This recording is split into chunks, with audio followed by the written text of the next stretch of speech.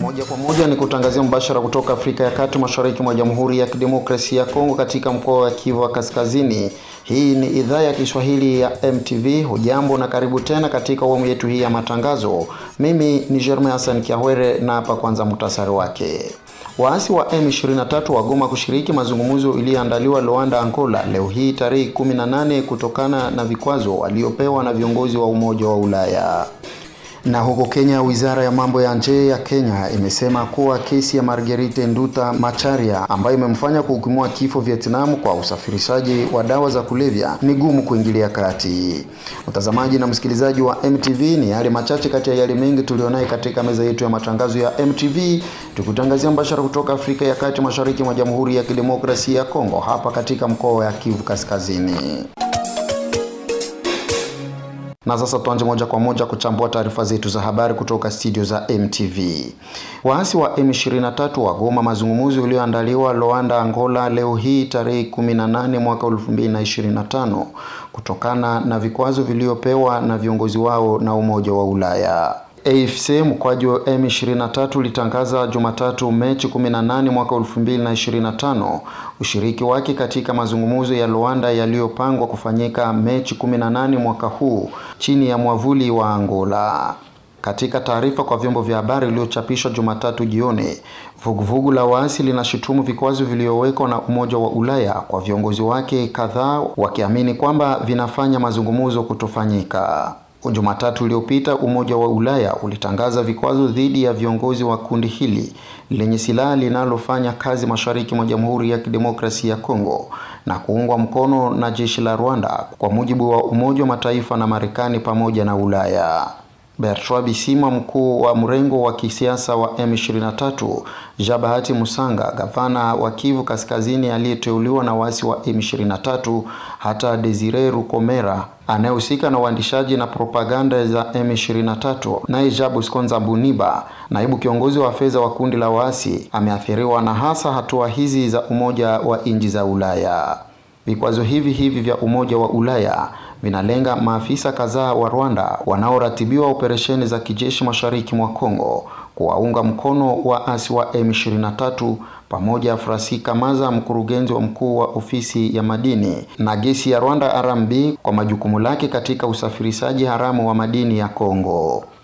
Ujumbe wa serikali ya Jamhuri ya Kidemokrasia ya Kongo ukiwa tayari nchini Luanda, Angola, ambako yalitarajiwa kuanza leo hii 18, wakaaji wa mashariki mwa Kongo wakionekana kuvunjika moyo, kwani wengi hasa wanaoishi eneo la mapigano wakiomba kukomeshwa kwa vita kwa haraka, kwani kwa sasa wamechoka na hali ya ukimbizi wa mara kwa mara. Ashili Kapanga, mchambuzi wa kisiasa katika kanda la maziwa makuu, akisema kwamba mazungumzo haya haina maana, kwani Kinshasa huwa kila mara ikizungumza na M23, ila hadi sasa hakuna matokeo mazuri, ikiwa matokeo ni vita vinavyoendelea mashariki mwa Kongo. Rais wa nchi atachikana, angalie kuna watoto wa Nord Kivu na Wasini Kivu, wao wanajua jambo vizuri, wao wanapaswa na kuongea.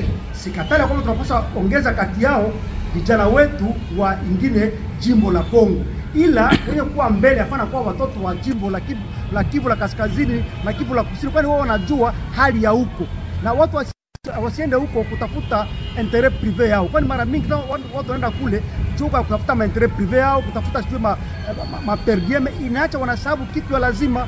Ndio mbia mkubwa sana hii tu, tunapenda watu wajue wanaenda ongelea kitu gani na wanaenda kama watu gani, ujue mtu ongelea kitu gani, nani mwatenda kule, kitu lazima sana. Ndio mtu wangu kabambi sana kwa hii mambo, kwani tumeteseka sana. Tuendelea tu hii mahali ya kuweza kuona danganya rais, kudanganya kati yetu, hatuweza kupata solution kwa jambo linalotukumba leo. Kinshasa. Waziri wa biashara ya mambo ya nje Julien Paluku Kahonge alika nchi za Kiafrika kukuza minyororo ya thamani ya maendeleo maalumu ya kiuchumi kwa kuzingatia vipaumbele fulani, ikiwa ni pamoja na usalama, kilimo, nishati, kwa utekelezaji mzuri wa kubadilishana la bure la Afrika ZLCAF. On peut constituer dans le continent africain un levier de développement autour de notre pays pour que finalement nous puissions ressembler à d'autres États du monde et que nous cessions de devoir importer suffisamment de biens, mais davantage de produire et de satisfaire la demande locale. Rufaa ilizinduliwa Jumanne hii huko Addis Ababa nchini Ethiopia mwishoni mwa kikao cha mkutano wa mawaziri wa biashara ya nje, fedha, mpango na maendeleo ulilenga kuongeza kasi ya utekelezaji wa eneo la biashara ya bure Afrika ZLCAF. Na katika wilaya ya Lubero, shirika la raia la njia panda Mangurujipa kwenye barabara Butembo Mangurujipa la shtumu vikali mauaji yake Bi Valeria, mwanamke aliyeuliwa na watu wenye silaha katika kijiji cha Mangurujipa ni kusini mwa wilaya ya Lubero. Vyanzo vyetu vya habari vyasema kwamba ni waasi wa ADF ambao ndio kwa sasa wamenyoshewa kidole cha lawama kuwa ni wao waliohusika na kitendo hiki haramu ambacho kwa sasa wakaaji wengi waendelea kulaani. Raia wanaopatikana maeneo haya waishi uofu wakati Bi Valeria aliuliwa na watu ambao wanamiliki silaha mikononi mwao. Katembo Kabunga Fisto, kiongozi wa shirika hilo, ameyataka serikali ya Jamhuri ya Kidemokrasia ya Kongo kuingilia kati ili kukamata wakiwa hai waasi hao wa ADF na kujibu kwa mashtaka mengi ambayo inawakabili na serikali ya Kongo. Abel Tsongo amezungumza na Katembo Kabunga Fisto, kiongozi wa shirika la raia. Hali kwetu haiko tu mzuri hapa kunako njia panda, sababu tunaishi jua shamba, na shamba wakati tu kipenda kichwa ikatike enda tu kupori, na wakati tumeona adui kunazunguka karibu na sisi, population iko kosandre njia panda, watu walikimbia mahali yote, mingine imeisha na imeanja ota pori, wote wamejikosandre njia panda, na adui ameendelea kuzunguka kunako mahali ambapo population iko kosandre inatupa boka kunako shirika rahia.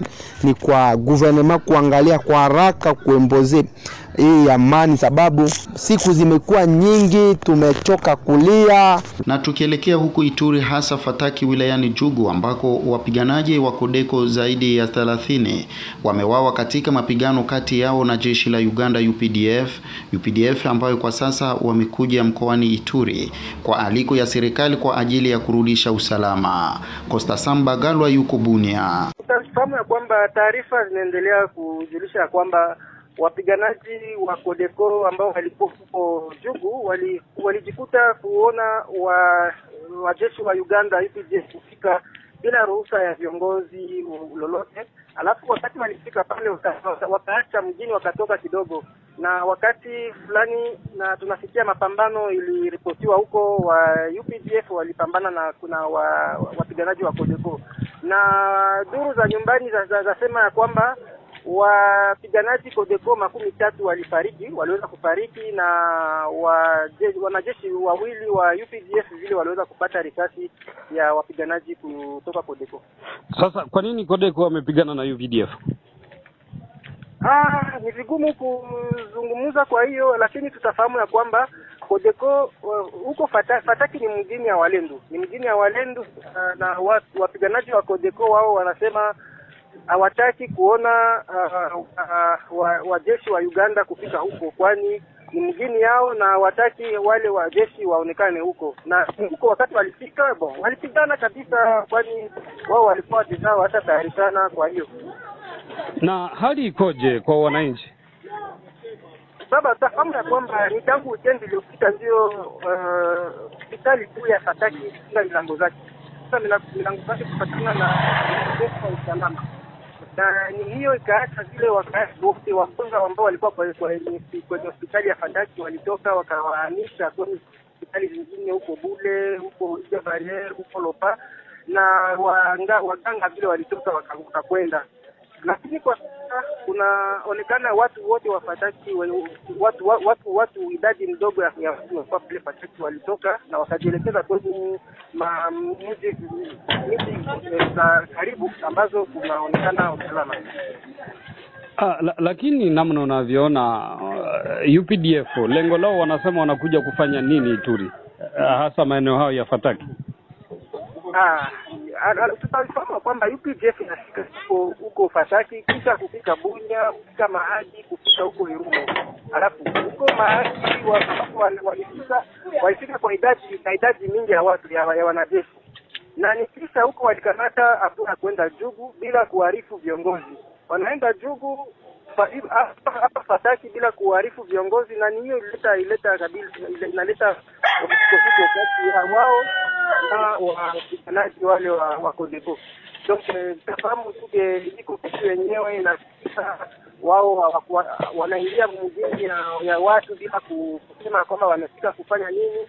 Wao hata viongozi wa nchi wao wanasema wanafika kukinga makabila ya Wahema. Kupata viongozi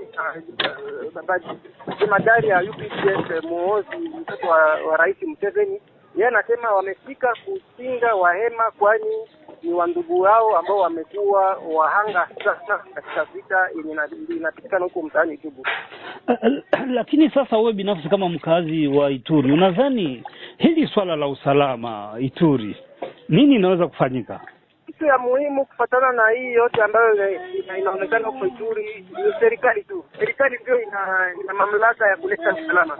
Lakini ukiangalia hali ndivyo ukiangalia hivi watu wameteseka Ituri, ukiangalia hivi watu wameteseka mashariki mwa Jamhuri ya Kidemokrasia ya Kongo. Kusema hiyo viongozi wanaita hivi mfransa ya viongozi ya Jamhuri ya Kidemokrasia ya Kongo ama ya government ya Kongo ndio haionekani kabisa. Hatujui wale ambao wanakuwa na silaha, vikundi vya kumiliki silaha, na wao wenye wanafika wale wa UPDF wamefika hapa. Kwa nini wamefika wakati hiyo? Wangefika mbele haingekuwa na shida, lakini wanaonekana huko Irumu ambapo mayupu wa ADF wameendelea kuua watu. Lakini hadi sasa ADF inaendelea kutesa maisha ya watu huko, wameshindwa na ADF. Eske watafika huko Jugu na kuleta amani? Ni swali kubwa ambao wakaazi wamekuwa wanajiuliza, lakini wao wanasema government ikamate hatua ya kuweza kurudisha watu wale kwao. Government ya Jamhuri ya Kidemokrasia ya Kongo ikamate hatua ya kuweza kumaliza hiyo makubaliano ambao walikamata na watu wa UPDF ama walikamata na Uganda, kwani haitasaidia raia. Hiyo italeta fujo kabisa ndani ya Ituri. Ili tunaiua Ituri na yote inakuwa ndani ya Ituri, italeta fujo kabisa, itasumbua maisha ya lakini kwa muda mrefu wamekuwa wakiomba Codeco waweze kusalimisha silaha. Yaani walikuwa wametahadharisha Codeco. Wao wanafika na vifaa vyao, lakini Codeco ina watu wengi, ina wapiganaji wengi zaidi. Kenya.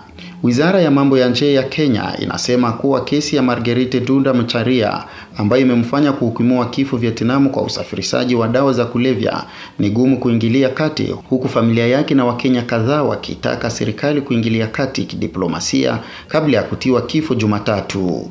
Denichi Saka kutoka Nairobi, Kenya na habari hiyo. Bi Macharia mwenye umri wa miaka 37 alihukumiwa na mahakama ya wananchi huko Ho Chi Minh City mnamo tarehe 6 Machi baada ya kupatikana na hatia ya kusafirisha zaidi ya kilogramu 2 za cocaine. Familia yake na baadhi ya wabunge wa Kenya wamehimiza serikali kuzungumza na Vietnam ili Nduta arudishwe nyumbani ili ahukumiwe nchini Kenya. We have the option to appeal her sentence within 7 days according to Vietnam laws. Honorable Speaker, it is against this background that I request for a statement from the chairperson of the Departmental Committee on Defense, Intelligence and Foreign Affairs on the following. 1. Urgent measures that the government is taking to intervene and assist Ms. Margaret Duta Macharia, a Kenyan arrested sentenced to death in Vietnam. And I understand, Mr. Speaker, that the appeal was meant to be done by 12th of March this year.